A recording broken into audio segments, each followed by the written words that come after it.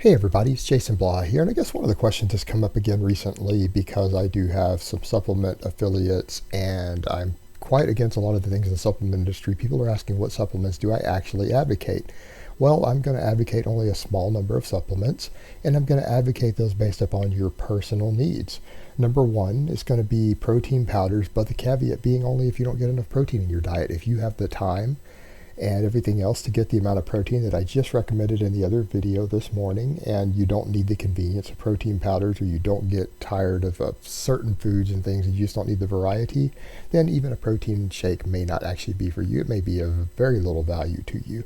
But for people who struggle to get the protein intakes they want, they maybe don't enjoy food, maybe some of the hard gainers who struggle to eat, because a hard gainer is basically just an undereater, or people who are just trying to add some variety to their diet while keeping protein really high when cutting, a protein shake or protein powders might have some validity, but they're not a necessity by any means.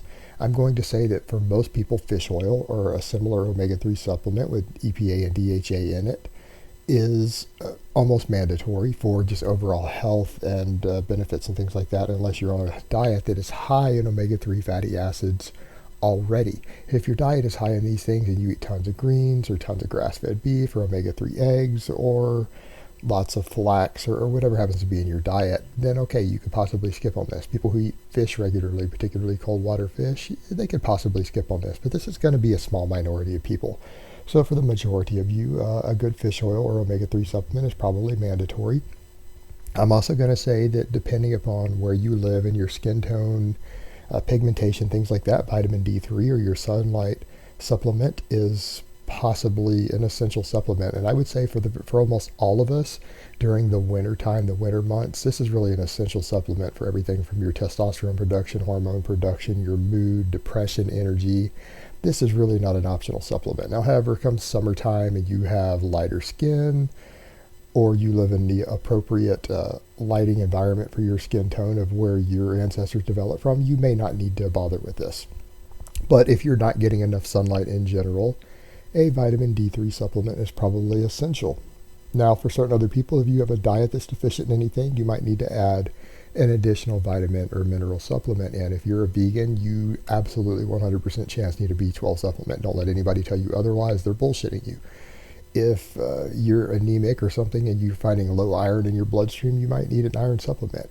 But as far as vitamins and minerals go, I don't recommend that you just supplement any of the others beyond what I recommended automatically without getting some blood work done. Go see your doctor, see if you have a deficiency. Because the thing is, vitamins and minerals have their own toxicities. They have their own malabsorption issues. They can affect the absorption of other things negatively by taking too much.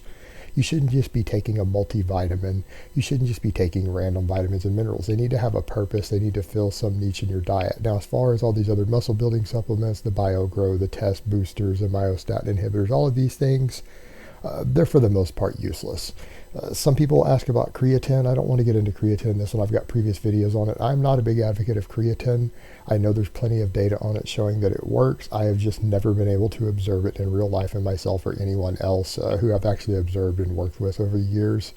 I think it's an overhyped product, and I think it really only affects the novice lifter and helps speed up a little bit of their noob gain slightly. And once they're through that, I don't think it helps. I've just never seen anyone who's an advanced lifter go on any type of creatine and suddenly make any sort of progress at all. Anyone who's beyond the noob phase. So I don't really push it, but if you want to take it, you know what? That's not a problem either. Creatine monohydrate is really cheap. There is data backing it. It's not like it's going to break the bank because you can get a month's supply for $5. It's just that when you start buying these expensive blends and everything that don't have the same data behind them to support them as just the basic monohydrate, it really starts to become a ripoff. So I'll throw that in there as an optional one if you want to try it. All right, guys, but that's really all I have to say on that today. I hope it's been informative, and I will talk to you guys next time.